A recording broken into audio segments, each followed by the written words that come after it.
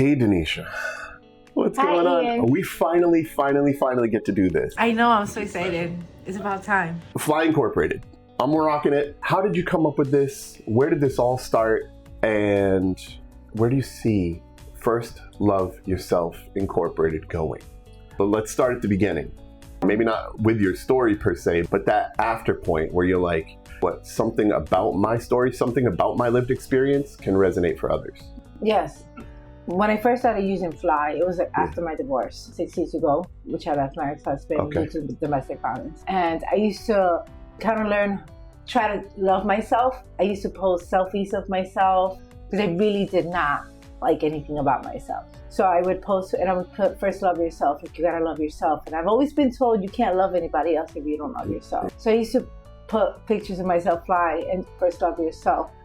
But years have gone by and I always wanted to do domestic violence awareness events, which I think is really important because I wanted to other women to let them know that they're not alone, that they can get out of their situation regardless of how bad it is. Because I got out of my situation and I didn't have anybody around. So I wanted to do these events so that people can know that they're not alone, that there's help out there. And then I had done smaller events. The first big event was the one at Mitchell College, which was great. And then now I'm doing more events on a monthly basis, as you know, because you're part of them. That's right. Now, I kept thinking to myself, like, what am I going to call this movement? What am I going to call this business? Because I wanted to do a nonprofit that helps people going through domestic violence and educate people on the science because it's not always physical. And in my head, I kept thinking, like, what am I going to call this place? I'm very religious too, so I kept thinking faith-based. But I prayed on it, to be honest with you, and it just kept coming back. First love yourself, Fly. And somebody had told me, well, do you just call it Fly? Remember you used to put that on all your posts? And I used to be like, oh my God, that's real. Right. So that's how Fly came about. You cannot love somebody else if you don't love yourself. But also, when you love yourself, you know what you are willing to tolerate, the type of treatment you deserve and respect that you deserve and the love that you deserve. So when you love yourself, you're not going to tolerate less than that. So that's part of one of the reasons why I kind of called it First Love Yourself. So, that is beautiful. I love that origin. Thank you. Let's do a little recap of what you have achieved. So what were those first speaking engagements? Talk to us about Mitchell.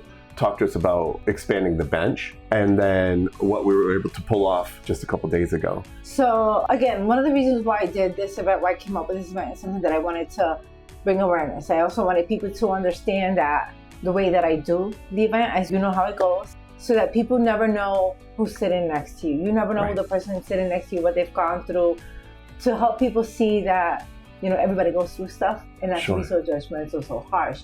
But I've learned a lot through doing these events, actually. I've had people come to me and tell me I had to go home and apologize to my spouse because I had no idea. So that type of education and the awareness was really important for me to bring when I saw that. I started doing them in small libraries, believe it or not. A couple people here and there. And then it was very impactful. And the feedback, I was like, oh my God, I want to keep doing this. I had seen the barn at Mitchell College many years ago. And I was like, oh my God, I got to do an event here. This is where I want to do my domestic violence, where I can see it in the barn. And I visualized it, and then 3 years later, it came to life. I wrote a proposal to Mitchell College. I never gave up on it. And a lot of it also came from my job, because where I was working at, I had females that were going through domestic violence situations, and I would refer them for help. I would help send them out for help. And I was very passionate about helping people going through it because I understood what it was like. And I knew what it was like to go through it when you're in the workplace, outside of the workplace, all the extra stress you have. So it definitely ignited my passion for that awareness even more, just being able to help these ladies. So that's how the event started. I started doing them small, and then I saw how needed it was and how the impact that it was. So I started doing them at Mitchell College. Nice. Mitchell College was the first big event that we did. Yeah. How many people were in the room then? About 150. That was great. That was amazing. So it's funny because I had a couple of people reach out to me afterwards. I was able to help one lady out from there, and one student reached out to me asking me how to help out a friend. So like, it's the little things that matter. You never know. And they actually asked us to come back in October. I'd be surprised if they didn't. Yeah, so we're going back in October for Domestic Violence Awareness Month.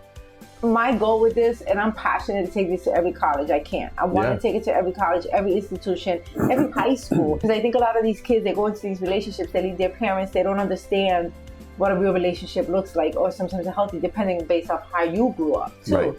And sometimes you grow up in such a healthy relationship, that you're so easily blindsided by something that you're not used to because it's different. So I think it's important for these kids, these young adults, to know what a healthy relationship is, what is okay and what's not okay. Having the passcode to your phone is not okay. It's being jealous, who you're hanging out with, or being upset because you spoke to somebody of the opposite sex, or whatever the situation is. The little things like that, they don't see that. They see that, oh, it's love. No, it's not okay because it's the beginning. Those are the little signs that a lot of us ignore in the beginning. And then you have these young adults going to these colleges, don't know anything about it. That's it. For the first time.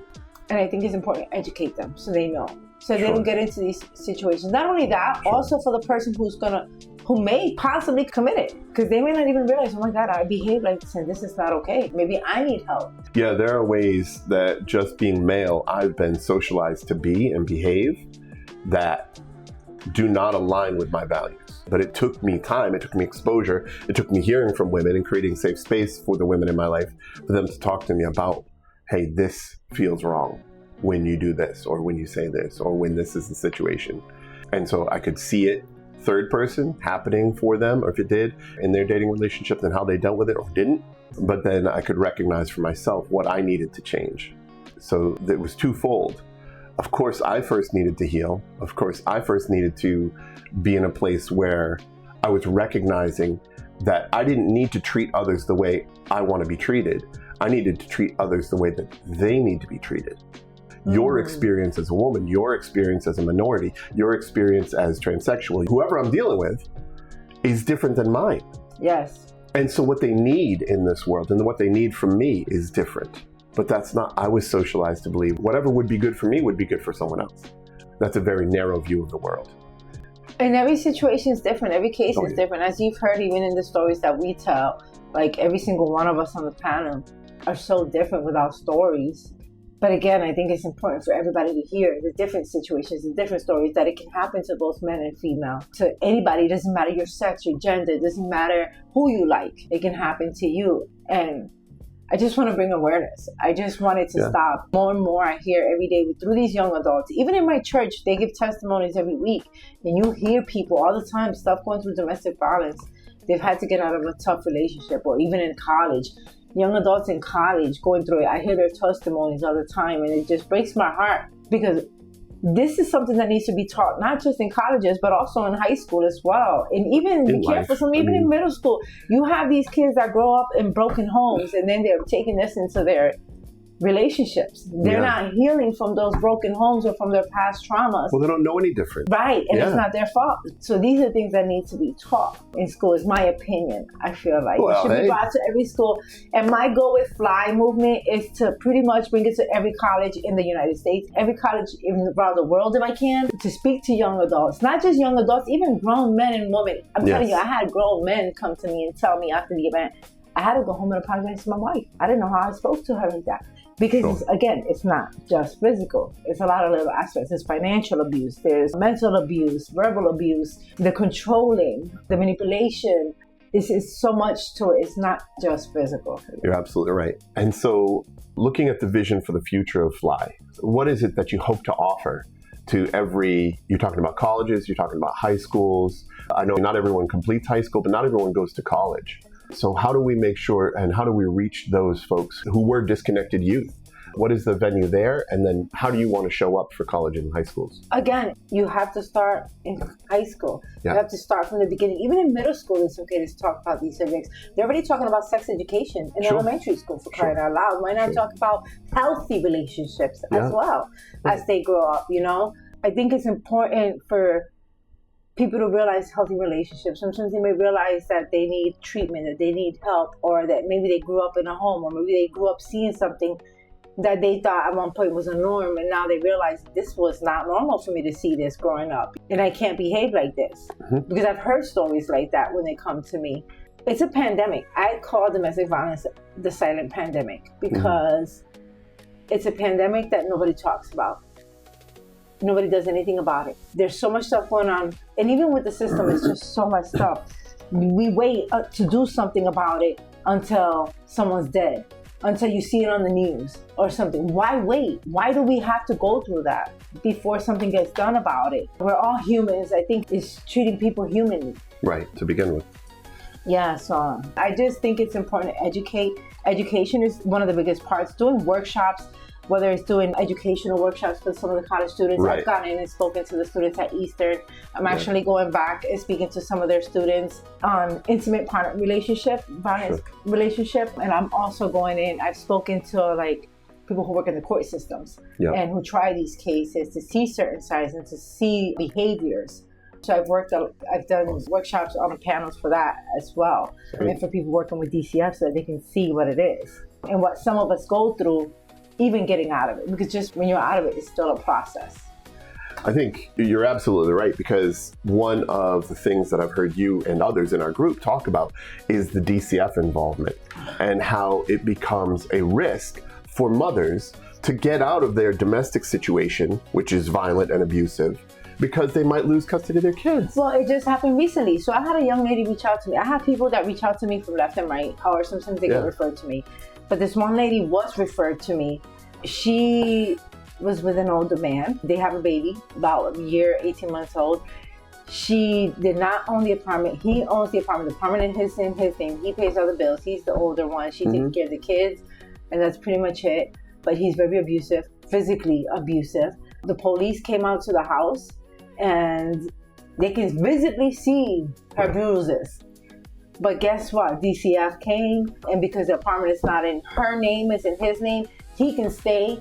They made her leave, which means now she has no place to go with her child, and DCF took the child because now she had no place to go. Instead of the baby and the mom already going through a traumatic experience of physical abuse, of going through all of this, not having a place to go, just so much stress and so much trauma.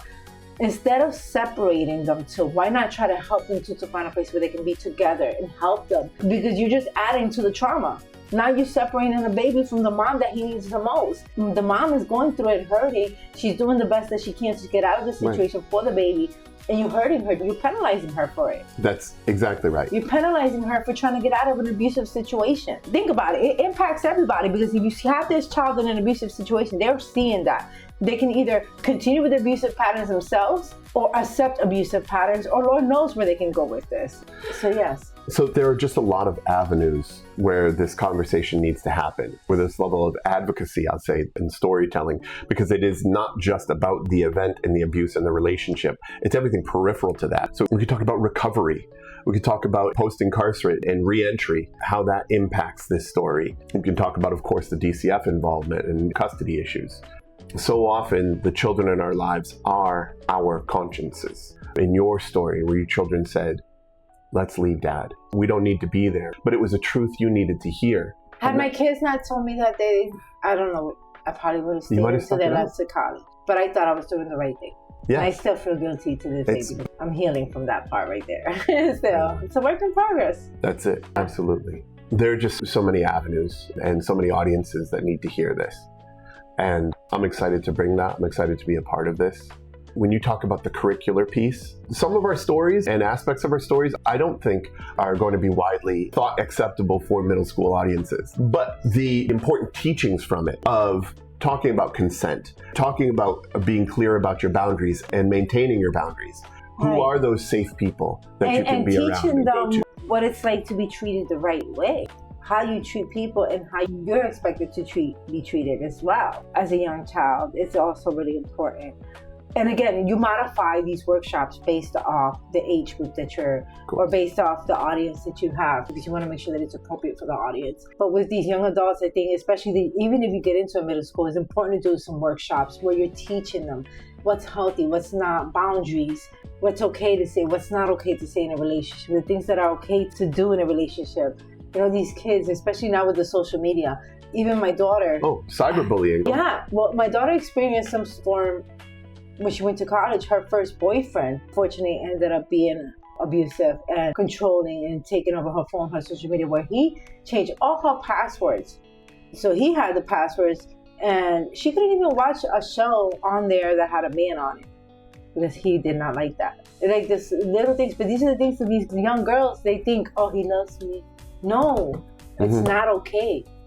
It's not okay. And I think men get this such a distorted view of what love is, that they think that they need to hold on to it, like squeeze it tight Otherwise, it's going to go away. And it's not that, right? You can have a partnership where you're holding each other's hand nicely. Well, not only that, I've encountered men, and such amazing men too, let me tell you, that have gone through domestic violence themselves. And men are taught not to feel, not to cry. Men are taught to be a certain type of way because they got to be machista, right? They got to be manly. But when a woman hits a man, they're also taught not to hit, right? Or to push away. But that they're not taught to, that's not acceptable. Right. Just like a man hitting a woman is not acceptable. A woman hitting a man is not acceptable. Right. Throwing stuff, name calling, calling you out your name, things like that are not acceptable. And it's surprising the amount of men that tolerate it and deal with it because they think, oh, she's just acting crazy. She's just acting crazy. I'm not going to hit her. I'll just push her away. It's not okay. It's crazy the amount of men I've encountered recently telling me their stories after they hear these events too. It's the impact about these events. I'm seeing it when I have people reach out to me and tell me, oh my God, I had this happen. I had no idea I was in a domestic violence relationship until I heard this. So that's why these events matter to me so much. I agree. Because we're impacting in so many different ways. It's not just in one way. No, not at all. And I agree with you. There's a lot of different topics that need to be talked about when it comes to domestic violence. One of the biggest ones to me is this. It is a touchy subject. A lot of people, we can argue about this one. I feel like repeat offenders is an issue. I've had multiple cases with people that I've helped out where the people who've committed it, the domestic violence, are repeat offenders. I'm not saying that people can't change and people can't rehabilitate, because that's not the case. I do believe in second chances. I believe people, but you have to have some type of accountability first and acknowledgement of that there's something wrong. And then from there, get the help needed. Until that accountability and the help is needed, that person looks for themselves. It has to come from them. That's when the change really starts. It's not just, okay, I'm going to lock this person up. They got to take the certificate course and then they get a certificate out of it. And now guess what? They're repeating the same thing again because they really did not change. They did not rehabilitate because they did not take acknowledgement. They didn't recognize what they did wrong or what was wrong about what they did. Right. In change management, when behavioral change, when I coach it, it's always about what is the substitute. So there's a pattern that we need to break. But this behavior is habitualized. This is what he's learned. This is what I know. This is what is comfortable. This is what's familiar. So we really need to focus on what is that replacement behavior. If you're trying to stop smoking, what is the replacement behavior that fills you in the same ways? Or replacement behaviors, what are the sets of things that you can do that nourishes you or helps you cope in the same ways, helps you feel connected to your friends in the same ways? And so the same thing with abusive patterns within relationships. What is the new pattern? That has to be clear so that folks can step to it. But that can't happen without conversation. No, and you have to acknowledge what's wrong, what the problem is, or what's making you act this way, or what's making the person react this way. And I think that once you acknowledge it and you're able to, okay, I got to fix this and work on it, truly work on it, it's hard to really, really, truly change and rehabilitate, to be honest with you. And the system is just so quick on getting people in and out that they're not putting in the work and they're just letting these men and women out, but men, honestly, primarily. And I've seen some horrific cases of some repeat offenders. So I think something just has to be cracked down within the legal system and help out people going through it a little bit more and really, I don't want to say punish because I don't like the word punish. I believe in forgiveness, but definitely hold people accountable that do these things. Yes. Okay? The right way. Are there any closing remarks? There's a way out. I'm on a mission. If I change one person's life in a room, that's all that matters. The people that come to these events are the people that are supposed to be there one way, shape, or form. And I just pray to God that I continue, He gives me the strength and the energy to continue to do this work. I'm passionate about changing people's lives and hopefully I can help someone. Whether I know about it or not, that's all that matters. That's it. And I leave it in God's hands.